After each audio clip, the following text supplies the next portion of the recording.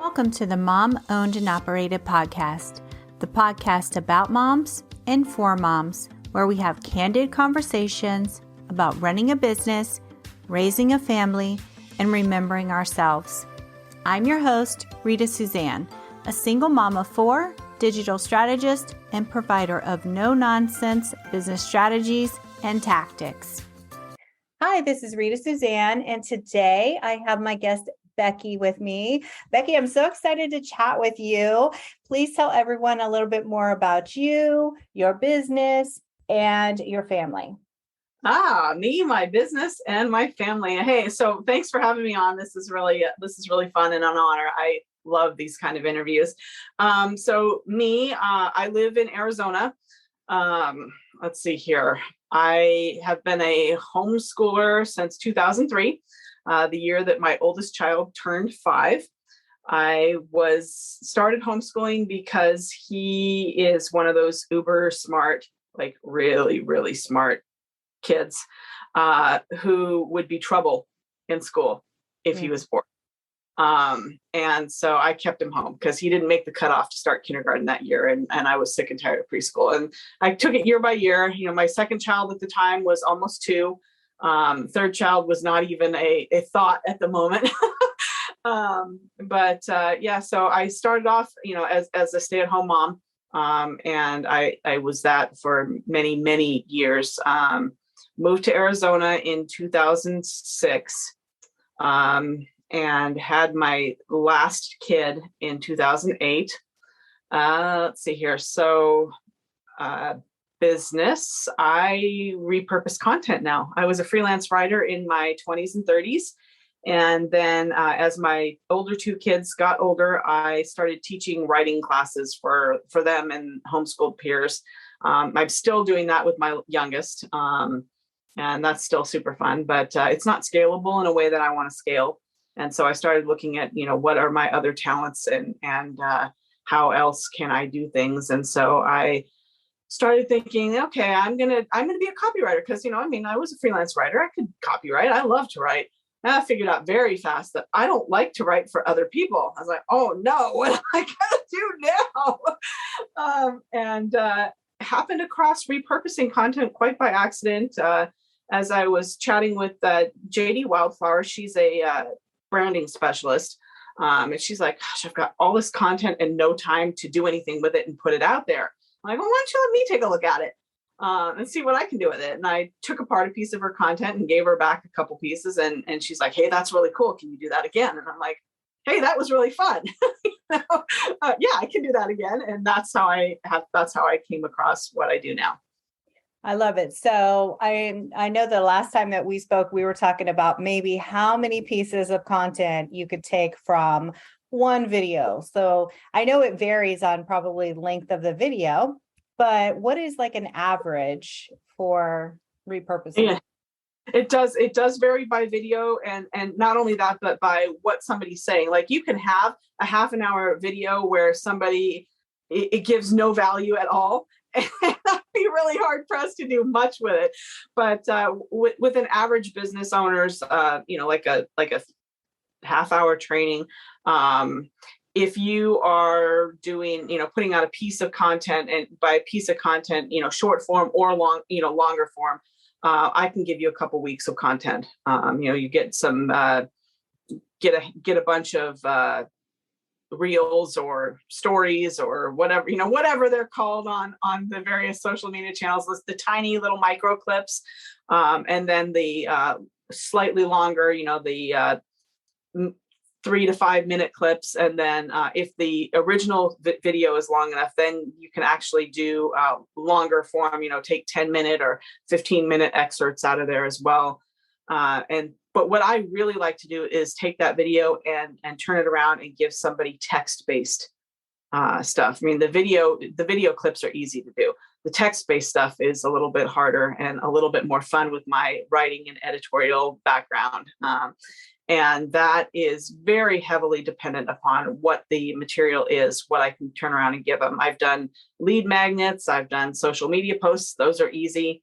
I've done just short passages for like Twitter, blog posts. It just kind of really depends on what I see in front of me. I don't make any decisions about what I'm going to do with it until I look at the transcript. So so you're not transcribing it. You're basically taking the transcript and just kind of reworking it to whatever you feel fits best with the content. Yeah, I will when I get content from somebody, if that's video, I want the video because I want to watch it. But I also will have it transcribed. And then I take that transcript and I'm working directly from the transcript because, the way that you hear and listen is not the way that you read and comprehend material in a written format. And so I polish things up. I take things from one section that match with things from another, and I'll, edit it and make it cool, depending on whatever it is. Step-by-step trainings make good lead magnets. Mm-hmm. Kind of stream of consciousness thoughts make good social media posts. But I have to see the transcript before I can make any decisions about what I think I can do with it. I like that because it's really customized to the content versus just saying, listen, I'm going to take this video and I'm going to turn it into a blog post for you. And that might be really challenging because it isn't blog post worthy content. Yeah, definitely. And I don't work with anybody until I look at a piece of their content. You can't hire me until you give me some information about your business and give me a piece of your content. I will look through it and make sure that I can do something with it and that I want to, because, I'm not repurposing content for the CEO of Pornhub, for example. I find that morally objectionable and I won't work with somebody like that. I want to make sure that I can do something with it, and something that I think that when you get it back from me, you'll go, wow, that's really cool. If I don't think I can do that, then I will decline a call and tell you why. This piece of content, I don't think I can do enough with because whatever the reason is, or, hey, I don't like your business. I'm not going to work with you. So that hasn't happened. But I think it's important to have the standards of who you would be willing to work with and looking at that prior to even getting on a call with them, because a lot of people, they don't have that. They will literally work with everybody. And I think that oftentimes it really waters down your services when you do stuff like that. And so it's good to have these standards of practice versus just, okay, I will work with whoever pays me money. Mm-hmm. Yeah. And I additionally, I want to know that you're going to be fun for me to work with. If I think that we are going to have a hard time working together, I don't want to work with you either. And you don't want to work with me, really, right? Exactly. Yeah. So. And I think it's important for people to know that, when you're taking that content from video to text, it's really good for SEO, for your website, and just for other, to vary how people are consuming, right? Because a lot of times, I know as moms, I find it hard sometimes to even sit down and watch a video or even listen to a podcast because I'm on the move, and I do listen to them, but I don't as much as I would like to because I'm constantly, doing something else and I need to focus. And so if I want to find information, sometimes I'll go read it, even though I prefer audio. That's my preferred way of putting out content, but I will consume as a reader. No, it's great. I always appreciate the coaches who offer all three modalities. They have video, they have the audio, and they have the text. It makes things so much better. I'm working with somebody repurposing her content, and so I'm going through her program at the same time. And I don't like video to consume as a consumer. I'm not a big fan of video. I like to read things in general, but with her stuff, she's got video and she's got the transcript. She has done a good job with the transcript in that she's cleaned it up and made it, reader friendly, because you and I would have a hard time following this conversation if we were just, reading it. But having them both there as options is a great thing, because if I don't feel like reading, or I'm like, ooh, this is like heavy material, I think maybe I would rather listen or watch or whatever. Then I've got both options there. So I think that's a great thing. And repurposing allows you to do that, to give that option to your people, and so you're not missing anybody. Yeah, that's why when I first started this podcast, I was doing the video and obviously extracting the audio and then the written as well. But it just became so much to process, and it took so long to get everything out. I was just like, I'm not going to continue to do this. So then we just switched to audio and written. But like you said, it does take time to go through the transcript and, make sure that it's legible and, readable and not a disaster. And sometimes, some things slip through, but what are you going to do? Yeah. We know what it's supposed to say, but it says something else and you just like glaze over it. Yes. Yeah, definitely. So what do you think is one of the main reasons why business owners should repurpose their content? Because I know that a lot of people don't. They just keep on creating and creating and creating. That's why. Keep them from having to spend that time in constant content creation. But also, when you've got a piece of great content, if you don't repurpose it, it's like wasted effort.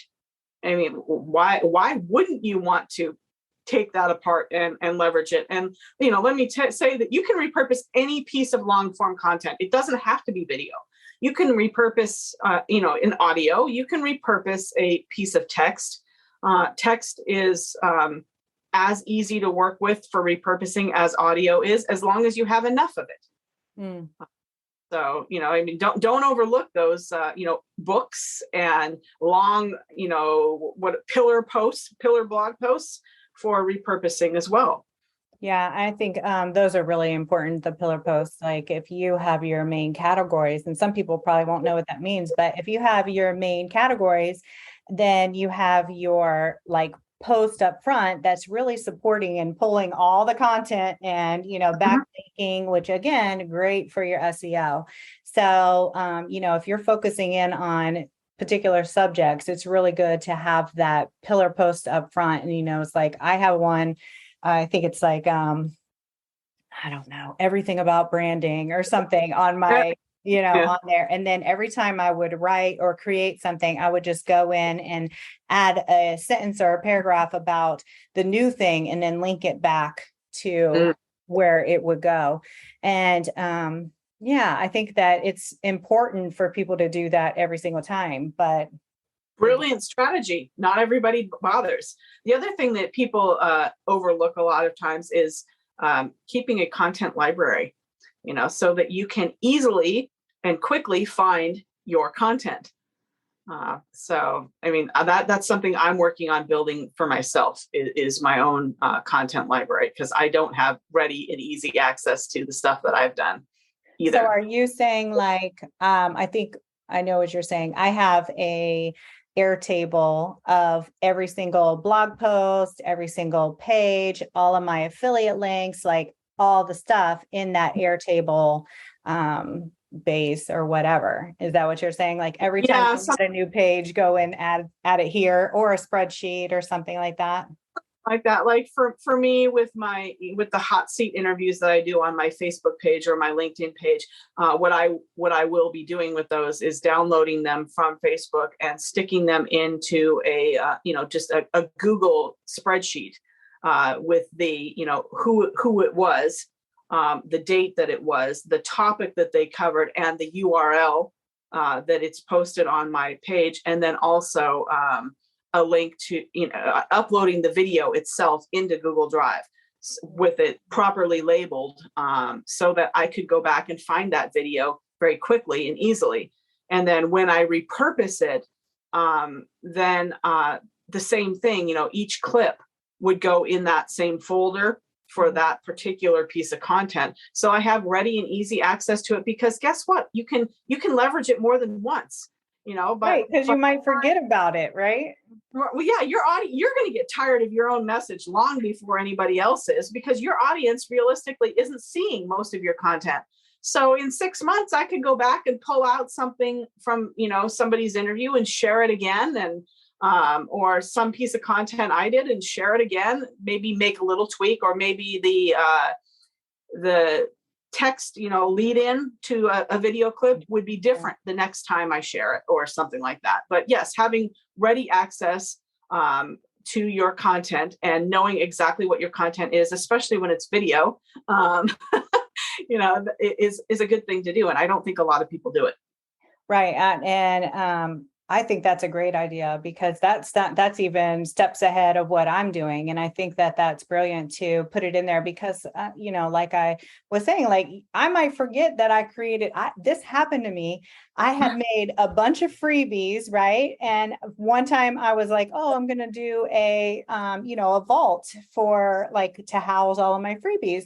I'm going through this stuff and I'm like, what? I don't even remember making this.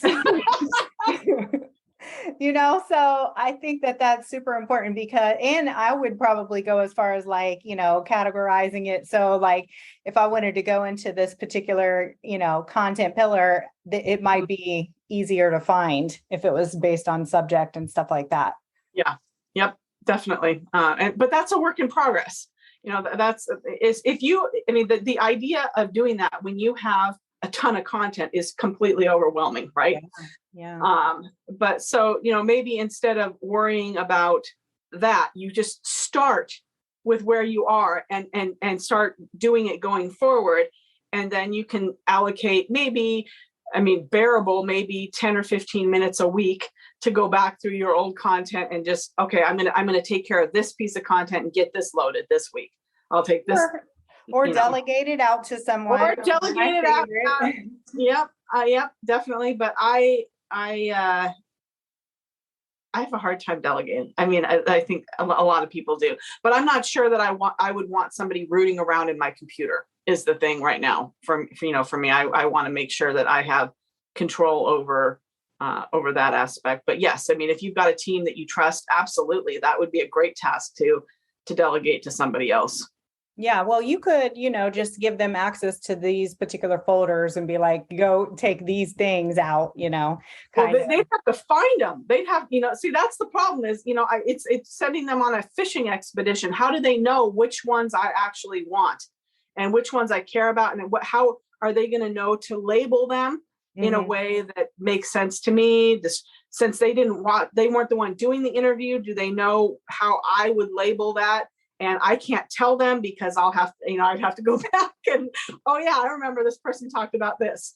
This is why people don't delegate, Becky. They are too afraid to let somebody else take their stuff. And I've gotten to a point now where I'm like, listen, take it all, and let me see it. And then I'm going to give feedback. Right. And I'm just like, because I cannot continue to do all of the things. Right. So I think that it's important, but if you're not ready, then you're not ready, to delegate that stuff. But there should be, other things that I'm sure that you do delegate and have help with.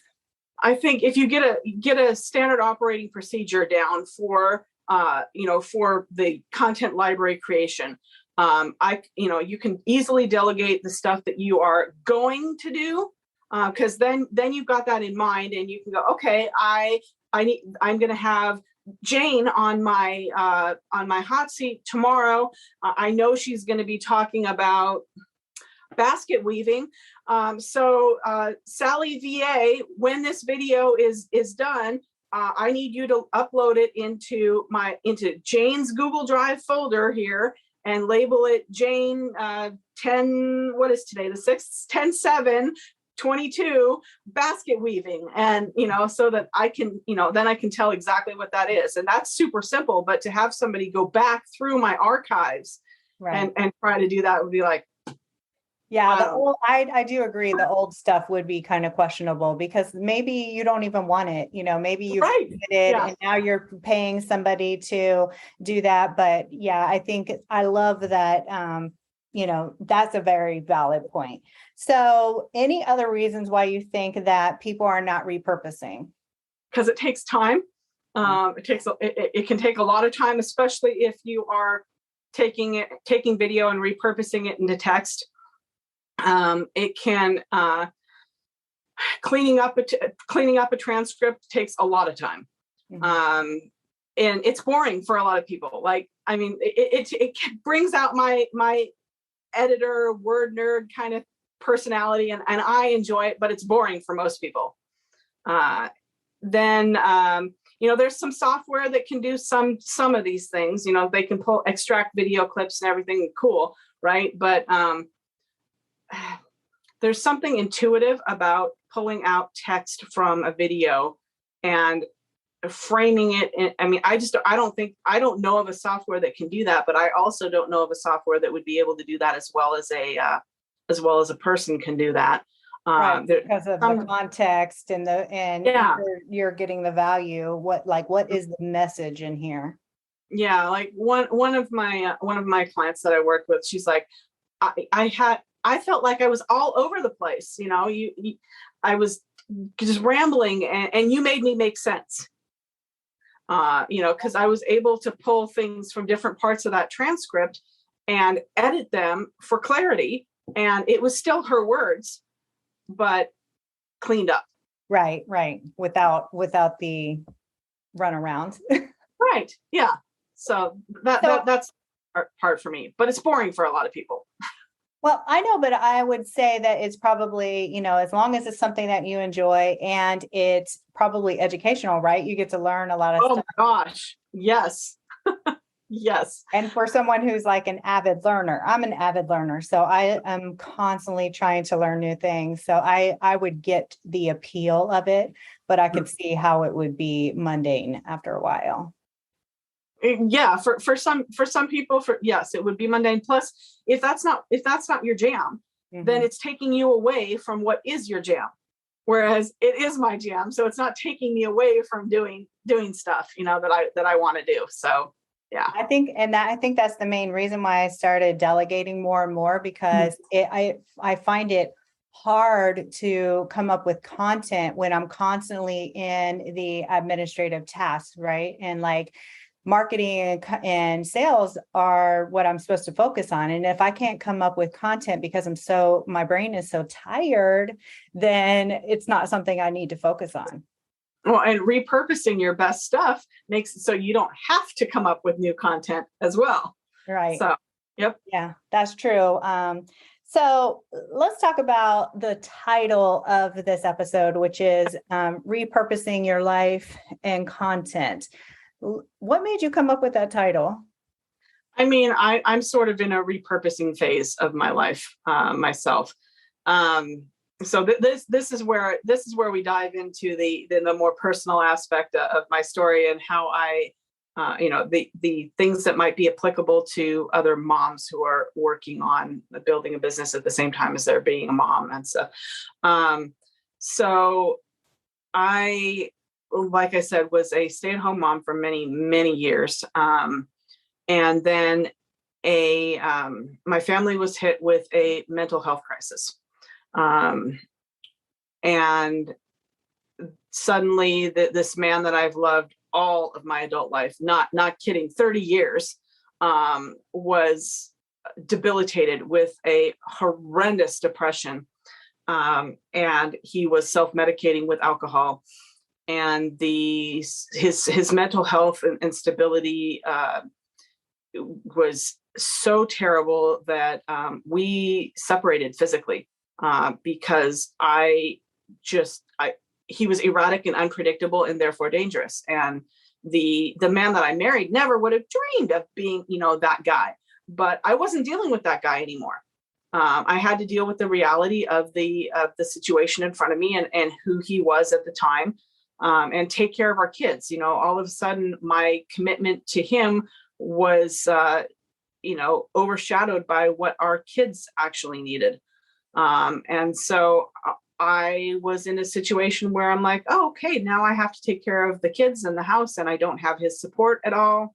All right. So I ramped up my teaching and tutoring because it was what I was doing at the time. It was easy to ramp up. I'm maybe less so now because I don't have my older two anymore, but I was very high profile in the homeschooling community here in the Phoenix area in Arizona.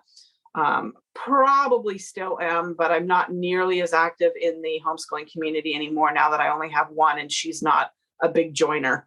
So I still get inquiries from people, even though I haven't advertised in a long time about teaching and tutoring writing, because nobody wants to teach their kids writing, right? But when I did that, it's very time dependent. Like I have to teach or tutor during the day. I can't work at night when that's my best hours of the day. And it also was taking my time and attention away from my daughter, my youngest, who's the only one who's still a minor. And she'd already experienced so much. She's not getting the best of me, and I know it. And it's terrible. And so I was like, this sucks. How do I get out of this? How can I change this? Who do I need to become in order to make things different? Okay, I can scale this teaching or tutoring. Well, that involves hiring other people, and there's no way that I can be sure that they're any good. And I don't want to do that. And okay, shoot. At the same time, my dad and I were starting to dive into copywriting together. My dad, growing up, if he was home, I was next to him. He was.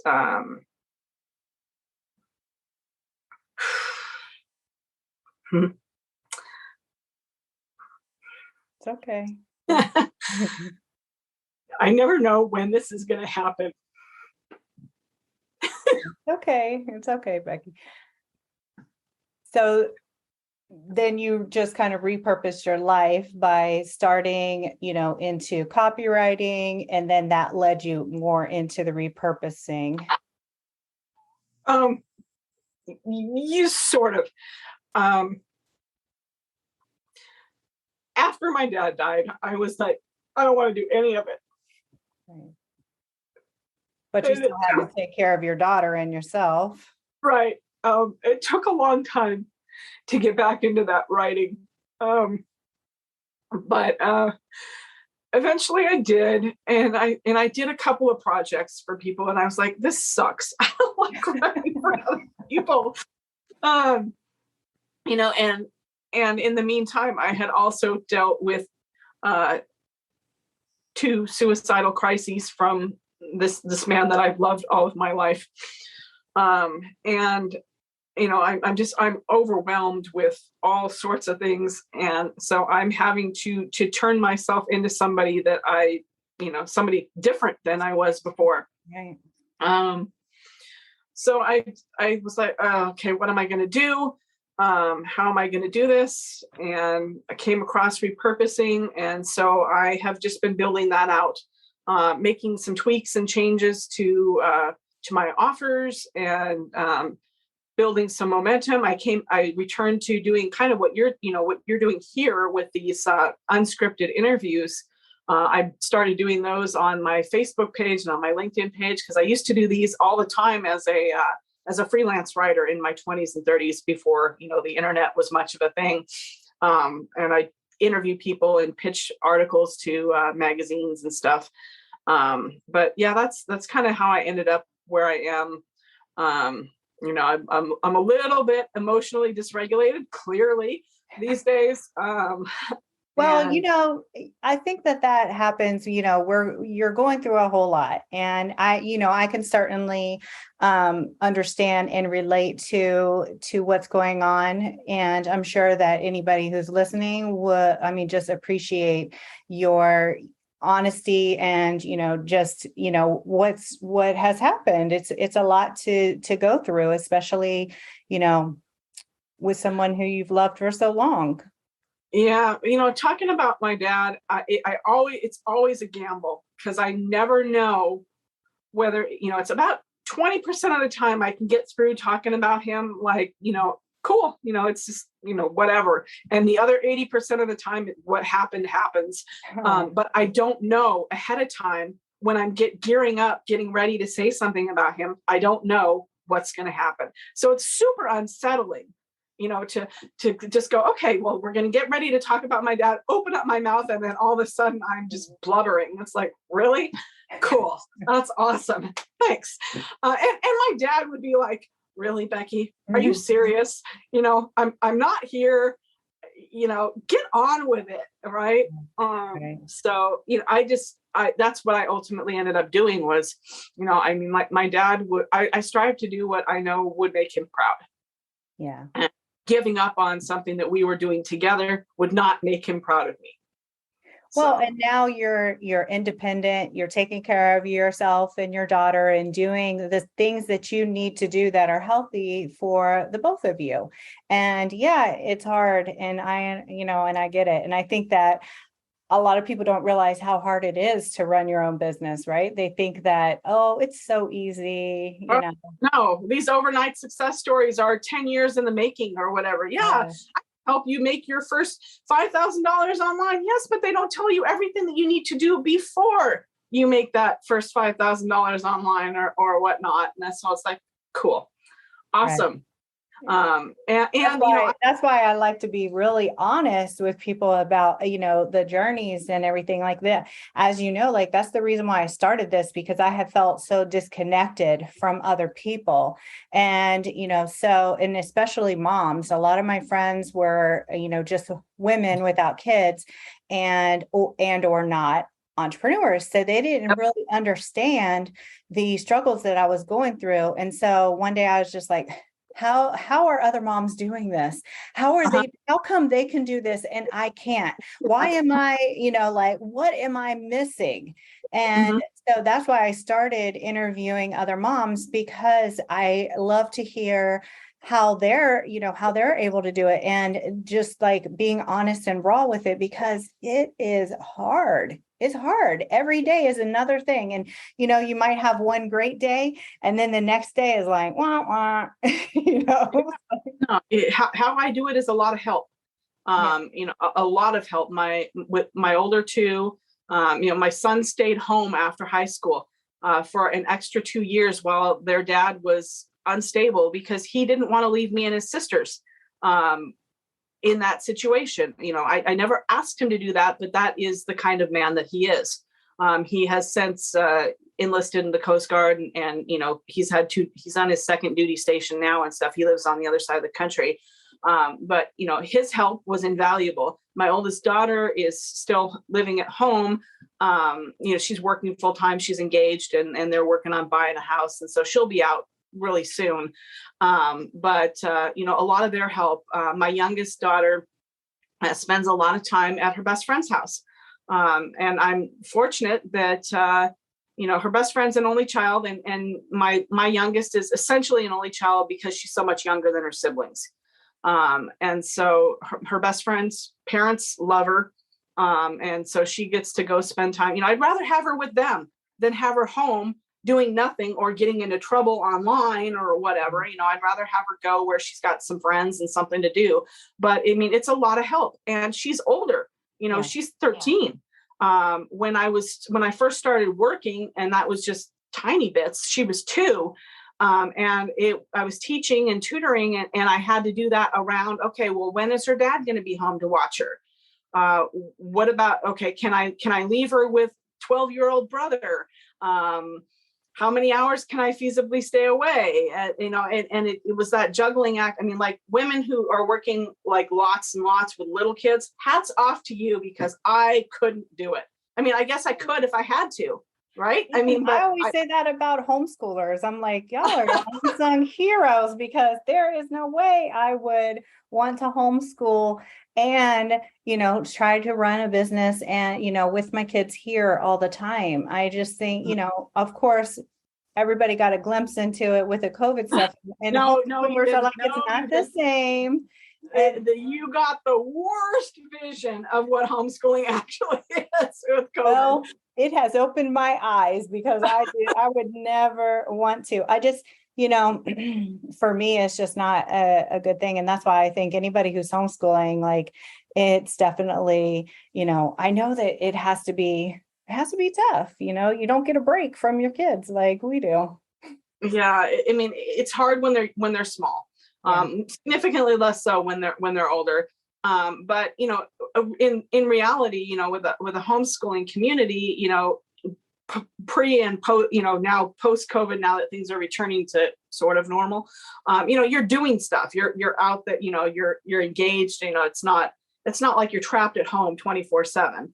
But I'm an unschooler. And so that's the only way that I know of that to balance homeschooling with building a business. I'd go insane if I was trying to keep up with the school calendar all the time. Right. The curriculum it was a lot. And, so my kids are older too. My youngest is 12 and then my oldest is 15.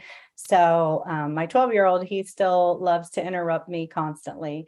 So I just don't know how I would be able to get through it. But I love the idea of homeschooling. I just think for me being, a single mom, it's just not happening. What's interesting about being a mom and being a business owner in the post-COVID world now, there's one of my Facebook friends, Monica, and actually she'd be a great guest. I'll connect you guys with, but we have some overlap in what we do, but what she primarily does, I don't really love to do. And what I primarily do, she doesn't really love to do, but whatever. Anyway, so she had this, she was doing this training that was stellar in her group, but her baby was super fussy. And so she's like, hold on, I'm going to have to go grab my baby. She grabs her baby. She puts her blanket over her baby and she's sitting there nursing her baby while she's giving this training and stuff. It's like, oh yeah, COVID opened our eyes to the fact that business owners aren't just business owners, and so this overlap now between personal life and professional life is a lot more accepted. And so I think it's easier now. I agree with that. I remember when I first started, which was in 2014, and I was doing a presentation in somebody else's Facebook group. And my sons were really young and I had told them, just sit out here and watch TV until I'm done. And then I had said something, I'll come out with, whatever I had promised. And I'm at the very end of the presentation. Now, mind you, this is a group of all women, right? And so, but in my mind, it was unprofessional, right? Because I think that that's what I thought that everyone would think. So at the very end, my kids come busting in the room. They're dancing behind me. They're yelling. They're laughing. Were they dressed? They were dressed, luckily. Okay. And everybody was like, oh my God, they're so cute. They're so, but in my mind, I was just like, oh no.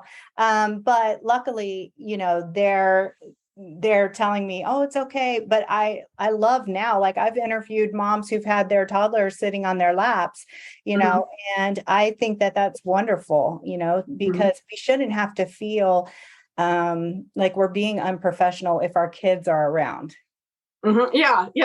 I remember years and years ago, my oldest daughter was a toddler potty training, and my husband was working from home at the time. He was he was with New York Life, and he's on the phone, and we hear this, "Daddy, I need a wipe." Oh no! First of all, why didn't you call for mommy? But second of all, what is the person on the other end of this phone call thinking? But realistically speaking, I mean that's what being a parent and working from home is. That's the reality. Yeah, I think that is definitely a positive that came out of all this, the ability to work at home. And like a lot of people are still doing the half on, half off, which I think is really nice because it gives you a little more flexibility. I know my boss would have never allowed me to work half on, like to work virtually. Yeah. But I'm sure now it's accepted, back Mhm. at that place. And then, having your kids, being visible in your business, Mhm. so I think those are definite positives that came out of all of this. And then the cleanliness, so people are a lot cleaner now. So that's a big plus. Yes. I'm a little OCD, so like having that in there is a nice thing, seeing when you're out in public. Mhm.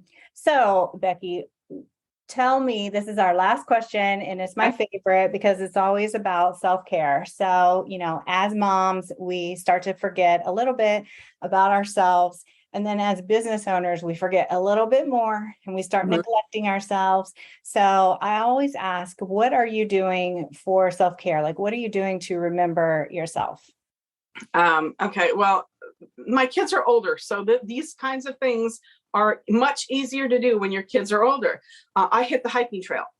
Mm. I'm like, okay, time to check out, time for a mental health break. And I go hit the hiking trail, or, like my oldest daughter is one of my very best friends.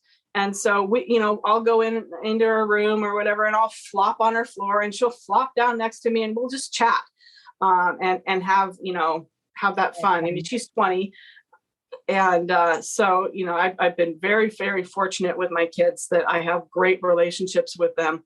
And my older two are I've transitioned out of mom role and now it's more friend role, and that's super fun. So chatting with my kids, hanging out with my oldest daughter. My youngest daughter, I love very much, but I'm still in mom mode with her. Well, she's so still a teenager, so you can't. Yeah, well, I love teenagers. Teenagers are awesome, I think. But I can't. It's not appropriate right now for me to relate to her more like I'd relate to a girlfriend. Right. Where my oldest daughter as an adult, it's fine now. But I'll do that. I've got a couple of girlfriends that I'm like, hey, let's get in, loser. Let's go for a ride. Let's go grab a froyo or something like that. But really, my favorite thing is go hit the hiking trail. I love that. I always talk about how much I loved hiking when I lived in California, in Southern California. I would go daily, and I would go early and I would sometimes have to go at night, but I loved it. And now living in Ohio, it's just not the same, like I hike up a mountain and I get to the top and I get to take a picture, and I have so many breathtaking photos from when I was living in California. But now in Ohio, I equate it to walking in the woods until you get back to your car, so it's not, there's nothing to see, like there is no point of payoff there. Well, no, Phoenix desert hikes, Hot. they're not the most scenic either, unless you can appreciate desert beauty. There's something really different about the desert than you drive an hour and a half north of Phoenix into Prescott, or 2 hours north into Flagstaff. It's completely different terrain. And looking at forest land and stuff like that. You get snow up there and everything, so you'll get much different hiking experiences there. But for me, I just don't even care. I just need the fresh air, sunshine, the wind, the dirt underneath my feet, and to be left alone. Like I hike by myself. Because whenever I want to go outside, my kids always like tag along with me. They're right there beside me. And, I feel so grateful that my kids, all of them, love to be around me. I have like a little gang. Whenever we go into the store, they're literally all surrounding me, fighting over who's going to be next to me. I am so blessed that my kids love me so much, Oh, definitely. It's exhausting, Yeah. And right. My oldest, is active duty Coast Guard. He's stationed over on the other side of the country from where I am. And, I get a lot of people on the Coast Guard moms page and my kid never talks to me or whatever. I'm like, I don't pick up the phone when my son calls unless I've got a solid hour to talk, because this kid will he is a talker to his mommy. He doesn't necessarily talk a lot to a lot of people, but he will talk and talk and talk. And, that's not a bad problem to have. No, because they're communicating. My son, he holds it all in until nighttime when everybody else. Yep, that's. I remember then that. He comes in here and he tells me all about his video games, and he's telling me this or that, and he's just pacing the floor, telling me, and I'm like, okay. Cool, yeah, yep. But one day with boys, somebody's going to supplant you as the queen in their lives, Right. and I want that for my son. I want him to find somebody that loves him as much or more than I do. But when that happens, he's going to have less time for me. Yeah. So I'm going to enjoy the hell out of our 2-hour conversations every time I can. But if I can't talk to him for that long, like, I'm not picking up the phone. I text him back and I'd be like, is it important? And he'd be like, no, just call and check it. I'll call you later. Right. Let me finish this. And then, because you want to make time for him and give him the space that he needs. Okay, Becky. So where can everyone find you online? Where are you at? Okay. So my website is contentwithease.com, and I am active on Facebook and kind of starting to get active again on LinkedIn. So LinkedIn is kind of an intriguing platform. I had started on LinkedIn a while back and shelved it to build out a Facebook group. And then I decided I hate my Facebook group. I don't want to work there anymore. And so I archived it. And now I'm back on LinkedIn again. So I for those places. I've heard a lot of people getting back on LinkedIn, and I try to be everywhere, because, some people say don't, try to be everywhere. There's two controversial opinions, but I feel like you should be everywhere. And that doesn't mean that I spend all my time everywhere. It just means that I have content everywhere, right? So that I'm easily found. But yeah, I got on there after the recommendation of somebody else, and she was, she just loves it. And I like it too. I think it's good. It's a different vibe than Facebook for sure. As far as the be everywhere with repurposed content, it makes it really easy to be everywhere. However, I always caution people, and I'm taking this advice myself. Don't show up where you don't have the bandwidth to engage. Right. And I don't have the bandwidth to engage on other platforms right now, but that doesn't mean that I won't keep this, all of this repurposed content. And as soon as I do have the team or the bandwidth to start showing up on other platforms, I will, because it's important, I think. And then I'll have all this other content that I can leverage on there, and it'll be no big deal. Right. I mean, I do feel like you should try to grow one platform primarily, right? Mm-hmm. And so I do agree with that. Like, spend a majority of your time on growing this one platform. But in my opinion, I think like it just it's like you can't escape her. She's everywhere. Yeah, and that comes down to personal bandwidth. What do you have the ability to do? Like, I shut my Facebook group down because I just didn't have the personal bandwidth for it anymore. I was like, this is dumb. It's soul sucking. And I don't like it. And so I'm going to stop. Return isn't there for you. Right. Yep. I mean, and, I have 2 assistants. And so, that's why I say, it really, like you said, it depends on your bandwidth. If I'm, delegating a lot of my time and my main focus is on these things, then, like if that's your main purpose, do that. Everybody's different. I like to say, there's no one size fits all, right? We're all different. Every business is different. Every mom is different. And, so we just have to do what works best for our particular bandwidth and ability at this time. So thank you, Becky, so much for joining us. It's been such a pleasure. I've loved it. Thank you for having me. Yeah, this was really fun. I love these. So that's great. And there you have it. I want to encourage you to remember that being a mom who runs her own business is not easy.